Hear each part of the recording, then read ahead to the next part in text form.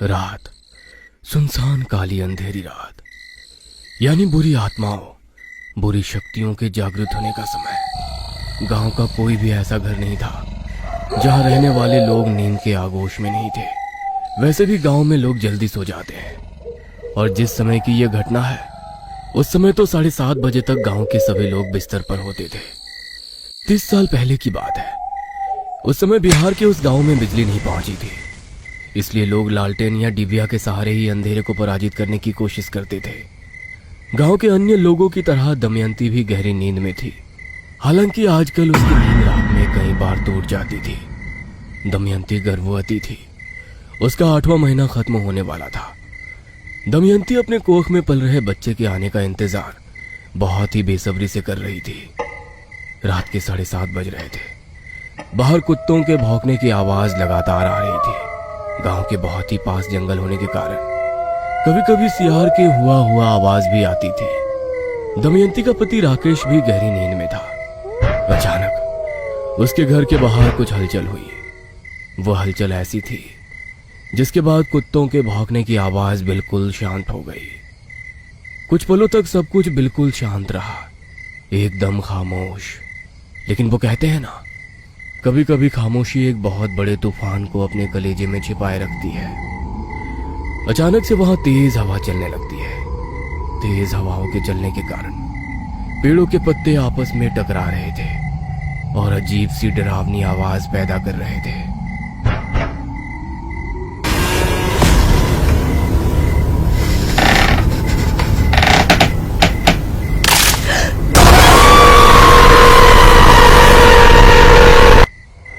दिखने में तो किसी बालक की तरह था वो, लेकिन उसका शरीर था किसी प्रेत का। वो अपने हाथ और पैर दोनों के सहारे किसी बालक की तरह चलता है। वो अजीब नजरों से दमयंती को घूरने लगता है। उसके बाद वो धुएं में तब्दील होकर दमयंती के शरीर में धीरे धीरे प्रवेश करने लगती है। दमयंती के शरीर में हलचल हो रही है, पांव से लेकर उसके शरीर के बालों तक। गहरी नींद में सोई दमयंती अचानक से उठ बैठती है।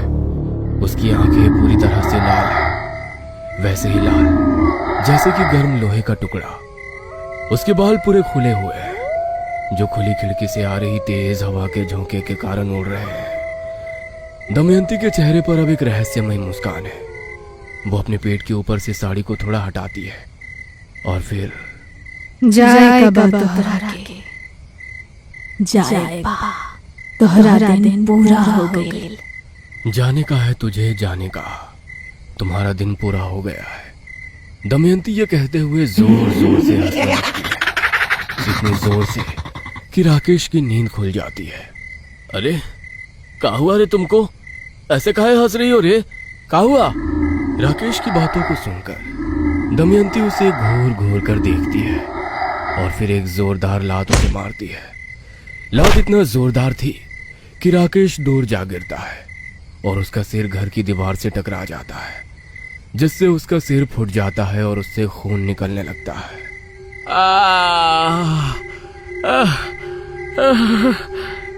उसे कुछ समझ आता उसके पहले ही दमयंती उठकर उसके पास जाती है और उसे हवा में उठा लेती है।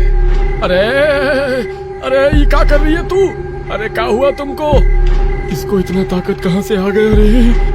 दमयंती अपने पति को उठाकर नीचे पटक देती है। वो एक बार फिर से जोर जोर से हंसती है और फिर अपने पेट पर एक जोरदार मुक्का मारती है। पगला गई है क्या रे? पगला गई है? क्या कर रही है तू? अरे मत कर, अरे मत कर। बाप रे बाप, अभी तो नन्हा मेहमान आया या आई भी नहीं है, लेकिन हमारा वैल्यू इस घर में एकदम खत्म हो गया है। अरे ऐसा काहे कह रहे हैं? क्या हुआ? का हुआ? हाँ, ये पूछो कि का नहीं हुआ। कभी तुम आने वाले मेहमान के लिए ई बनाती हो, कभी तुम वो बनाती हो, कभी ई करती हो, कभी वो करती हो। हमरे लिए तुम्हारे पास समय ही नहीं है। अरे अब बोलो, हमरा वैल्यू कम हुआ कि नहीं? ऐसा काहे कहते हैं जी? पर आप जानते हैं ना, 10 साल, पूरे 10 साल लगे हैं हमारी कोख हरी होने में। 10 साल बांझ का कलंक लेकर घूमे हैं हम। ये कहते हुए दमयंती की आंखों में आंसू आ गए। दमयंती बार बार मुक्के से अपने पेट में वार किए जा रही थी। राकेश दमयंती को ऐसा नहीं करने के लिए कहता रहा, लेकिन दमयंती पर ना जाने क्या सवाल हो गया था। वो अपनी कोख को उजाड़ने पर तुली हुई थी। कुछ देर बाद दमयंती ने जो किया वो एक माँ तो कभी नहीं कर सकती थी। अगले दिन पूरे गांव में ये बात फैल गई। ये क्या कह रही हो? तुम्हारा दिमाग सही है ना? हमारा दिमाग एकदम सही है। दमयंती ने अपने पेट में पल रहे बच्चे को मार दिया है। अरे ऐसा कैसे हो सकता है? सालों बाद तो उसकी गोद भरी थी। किसी को कुछ समझ नहीं आ रहा है। पूरा गांव हैरान था। सभी दमयंती द्वारा किए इस कृत्य को पहचान नहीं पा रहे थे। गांव में कई लोगों ने दमयंती को पुलिस के हवाले करने की बात भी कही, क्योंकि उसने एक भयानक और विभत्स जुर्म किया था। लेकिन दमयंती की हालत बिल्कुल ठीक नहीं थी। अपने पेट में पलने वाले बच्चे की हत्या की बात से वो बार बार इनकार कर रही थी। अरे हम काहे मारेंगे अपना बच्चा? हाँ, काहे मारेंगे? अरे कौन हो माँ अपना बच्चा को मारती है का? हाँ बोलिए, मारती है। और वो भी वो माँ जिसकी कोख ने सालों का इंतजार किया हो एक बच्चे के लिए।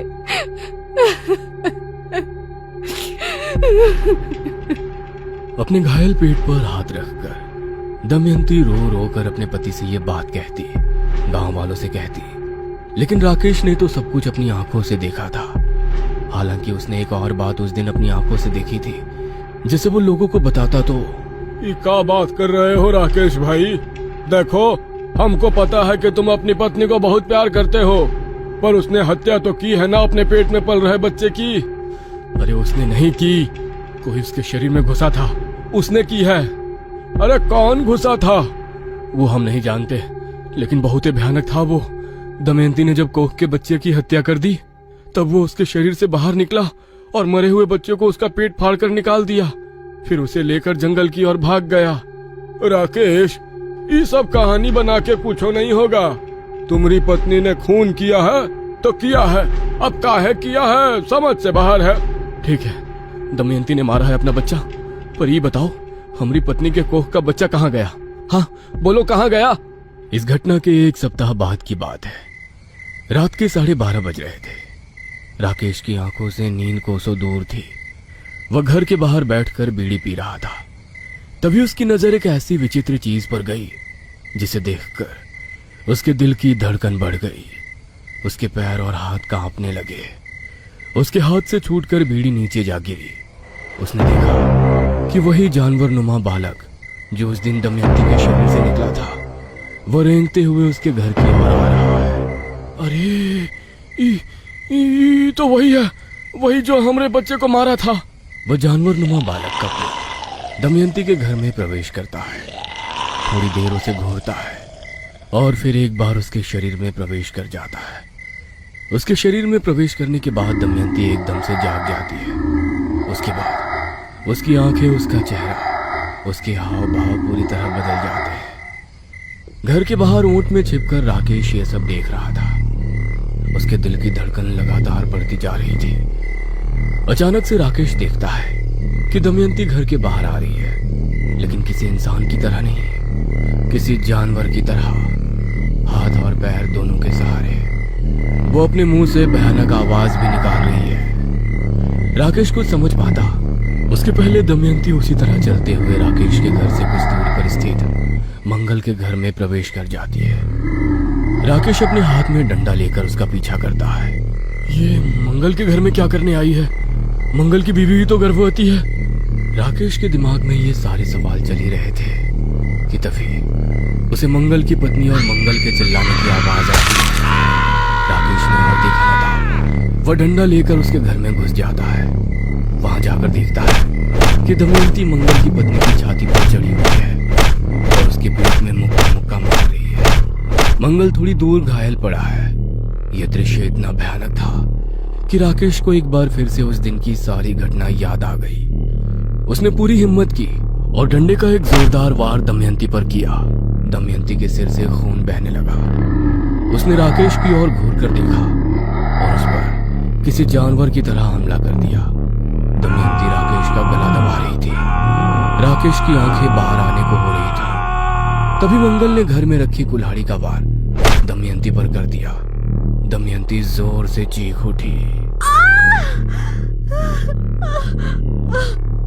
मंगल का दिल भी जोर जोर से धड़क रहा था, लेकिन हिम्मत का हाथ उसने नहीं छोड़ा। उसने कुल्हाड़ी का एक और वार दमयंती पर किया। दमयंती गुस्से में चीख पड़ी और फिर वहां ऐसा कुछ हुआ जिसे देखकर मंगल, राकेश और मंगल की पत्नी के हाथ पांव फूल गए। उन्होंने देखा कि दमयंती के शरीर से एक प्रेतनुमा बालक निकल रहा है। वो उन सभी को घूर कर देख रहा है। मंगल ने जब देखा तो उसने कुल्हाड़ी का वार उस पर भी करना चाहा, लेकिन वो वहां से चीखते हुए भाग गया। उस प्रेत के शरीर से बाहर निकलने के बाद दमयंती बेहोश हो गई। दमयंती को उसी समय गांव के ही दवाखाना ले जाया गया और उसकी पट्टी की गई। अगली सुबह उसे शहर के डॉक्टर के पास ले जाने की तैयारी होने लगी, क्योंकि गांव में इलाज की बहुत सुविधा तो नहीं थी। कुल्हाड़ी से लगे चोट के कारण दमयंती का खून तो रुक गया था, लेकिन अगली सुबह पूरा गांव दमयंती के घर के बाहर इकट्ठा हो गया था। दमयंती बेहोश पड़ी थी। सभी लोगों को रात वाली बात पता लग गई थी। गांव के सबसे बुजुर्ग और अनुभवी शख्स सीताराम जी दमयंती के घर के बाहर लोगों के साथ बैठे हुए थे और उन सभी को कुछ समझा रहे थे। मुंजिया है वो मुंजिया, उसने कब्जा कर लिया है दमयंती के शरीर पर। बहुत खतरनाक होता है रे ये, बहुत खतरनाक होता है ये रे। गर्भवती स्त्रियों के गर्भ में इसकी विशेष नजर होती है, वो उनके गर्भ को नष्ट कर देता है। मुंजिया या मुंजा एक प्रेत है। ऐसा माना जाता है कि यदि कोई लड़का अपने योगोपवीत संस्कार के बाद 10 दिनों के भीतर मर जाता है और अगर वो प्रेत योनि को प्राप्त करता है तो वो मुंजिया या मुंजा बन जाता है। योगोपवीत संस्कार में मुंडन और पवित्र जल में स्नान महत्वपूर्ण होते हैं। मुंजिया या मुंजा प्रेत पीपल के पेड़ पर निवास करता है। इसके पास अलौकिक शक्ति होती है और वो वैसे तो किसी को कुछ नहीं करते, लेकिन यदि किसी ने गलती से पीपल के पेड़ पर बैठे मुंजिया को जगा दिया तो फिर ये अनर्थ कर देते हैं। आज तो शहर से लौटने में बहुत रात हो गई दमयंती। ना जाने कब एक बड़ा अस्पताल हमारे गांव में भी होगा जी। पूरा दिन अस्पताल आने और जाने में लग जाता है। राकेश और दमयंती बैलगाड़ी से अपने गांव लौट रहे थे। बहुत रात हो चुकी थी। कोई अनजान आदमी होता तो वो रात को उस रास्ते से नहीं आता जिस रास्ते से राकेश और दमयंती लौट रहे थे, लेकिन गांव वालों को तो आदत थी उस रास्ते से आने जाने की। सुनते हो जी, तनिक बैलगाड़ी रोकिए ना। बैलगाड़ी रोकूं? अरे काहे? देख रहे हो ना कितनी रात हो गई है, कहीं कोई चोर डाकू आ गया तो? अरे हम लोग तो कई बार इस रास्ते से गुजरते हैं जी, यहाँ कहाँ चोर डाकू। सुनिए ना, तनिक रोकिए ना, बहुत जोर से आ रही है हमको। ये कहकर दमयंती ने अपनी छोटी वाली उंगली ऊपर उठा दी। राकेश ने बैलगाड़ी रोक दी। दमयंती बैलगाड़ी से उतरी और पास ही झाड़ियों में चली गई, लेकिन उसे पता नहीं था झाड़ियों के पास ही पीपल का एक बहुत बड़ा पेड़ था और उसमें मुंजिया रहता था। तबे हम कहें कि ये मुंजिया कहाँ से इसके पीछे पड़ गया। अब तुमने सारी कहानी बताई तो पता चला। अब क्या करे चाचा, कैसे इससे बचे? ये तो बहुत ही खतरनाक है। हाँ है तो। चाचा, हमारे बच्चे को मुंजिया पहले ही मार चुका है। अब हम नहीं चाहते कि वो हमारी पत्नी को कुछ करे। हमारी पत्नी को बचा लीजिए चाचा, हमारी पत्नी को बचा लीजिए। ये कहकर राकेश रोने लगा। तब सीताराम चाचा ने राकेश के आंसू पोंछते हुए उससे ऐसी बात बोली जिसे सुनकर राकेश समेत पूरे गांव के लोग सन्न रह गए। ये क्या कह रहे हैं चाचा? ये कैसे हो सकता है? हम नहीं मानते, नहीं मानते। तुम मानो चाहे ना मानो, ये सच है। तुम्हारी पत्नी को उसी दिन मुंजिया ने मार दिया जब वो पहली बार तुम्हारे घर में आया था, और मारने के बाद उसने उसके शरीर पर कब्जा कर लिया। अब वो गांव के सभी गर्भवती औरतों के पीछे पड़ा है। सीताराम चाचा की बातों को सुनकर गांव वालों के चेहरे पर डर की रेखाएं साफ साफ दिखाई दे रही थी। उन्हें समझ नहीं आ रहा था कि इस मुंजिया से कैसे पीछा छुड़ाएं। राकेश के आंसू तो ये सुनकर ही नहीं रुक रहे थे कि उसकी पत्नी दमयंती मर चुकी है। देखो, मुंजिया से जीत तो कोई नहीं सकता, लेकिन उसे बांधा जा सकता है उसी पेड़ पर, मतलब उसी पीपल के पेड़ पर शाम के समय, क्योंकि ये सूर्यास्त के बाद ही निकलते हैं अपने शिकार पर। लेकिन ये काम हम लोग नहीं कर सकते। ये काम करेगा औघड़, वो औघड़ जो शमशान साधना करता है, क्योंकि वही मुंजिया को बांध सकते हैं। सीताराम एक औघड़ को जानते थे। गांव के कुछ लोगों के साथ वे शमशान घाट पहुंचे। वो औघड़ शमशान में जलती चिता के सामने साधना की तैयारी कर रहा था। सीताराम जी ने गांव की समस्या उस औघड़ को बताई। औघड़ उनकी मदद को तैयार हो गया। मुझे 21 ऐसी कील चाहिए जिसमें जंग लगा हुआ है, मुर्गी के 21 पंजे, 3 किलो कोयला, 108 लौंग और इतने ही नींबू। गांव वालों ने सारी व्यवस्था कर दी। अगले दिन औघड़ सारी सामग्री के साथ उसी पीपल के पेड़ के पास जा पहुंचा। वहां पहुंचकर उसने मुंजिया को बांधने की प्रक्रिया शुरू की। सारी सामग्री को पहले जमीन पर रखा गया और कोयले से उन सामग्रियों के बाहर एक काला और गोल निशान बनाया गया। फिर बीच में आग जलाई गई। उसके बाद एक एक कर सारी सामग्रियों की आहुति दी जाने लगी। पीपल के पेड़ में छिपा मुंजिया इस प्रक्रिया से गुस्से में भर गया। वो जोर जोर से फूंक मारने लगा ताकि आहुति की आग बुझ जाए और औघड़ उस प्रक्रिया को बंद कर दे। लेकिन औघड़ ने किसी बात की परवाह नहीं की। वो और भी जोर से मंत्र पढ़ने लगा। मुंजिया का गुस्सा अब और भी ज्यादा बढ़ गया। वो रेंगते हुए पेड़ से उतरने लगा और पीछे से जाकर औघड़ को पकड़ लिया और उसका गला दबाने लगा। जैसे जैसे मुंजिया का हाथ औघड़ के गले में कस रहा था, औघड़ की सांसें बंद हो रही थी। छोड़, मेरा गला छोड़। लेकिन मुंजिया तो गुस्से से भरा हुआ था। उसने अपना जबड़ा खोला और औघड़ के सीने पर जोर से काटने लगा। औघड़ के सीने से खून की धार बहने लगी। औघड़ ने किसी तरह अपनी सारी ताकत लगाई और मुंजिया को पीछे धकेलना चाहा, लेकिन इस क्रम में उसके सीने का मांस मुंजिया के मुंह में आ गया। मुंजिया उसे चबड़ चबड़ करके चबाने लगा। उधर औघड़ दर्द से चीख उठा। लेकिन उस हालत में भी औघड़ ने हिम्मत नहीं छोड़ी और आग की देवी से जलती हुई लकड़ी निकालकर मुंजिया के पीठ पर खींच कर मारा। मुंजिया दर्द से तिलमिला उठा और उसे घूर कर देखा। फिर उसने जानवर की तरह चिंगारते हुए आग की देवी में छलांग लगा दी ताकि वो आग को बुझा सके। उसने जानवर की तरह चिड़राते हुए आग की वेदों में छलांग लगाई। औघड़ को इसी बात का इंतजार था। उसने उसी समय 21 किलो को उठाया और मंत्रों की शक्ति से उसे अभिमंत्रित किया और उसे जमीन में गाड़ दिया। और फिर, मुंजिया, तू अब हमारे कब्जे में है, हमारा दास है तू। तू अब इस पीपल के पेड़ को छोड़। तेरा निवास अब यहाँ नहीं, इस किलो में है। तुरंत तो इसमें समा जा।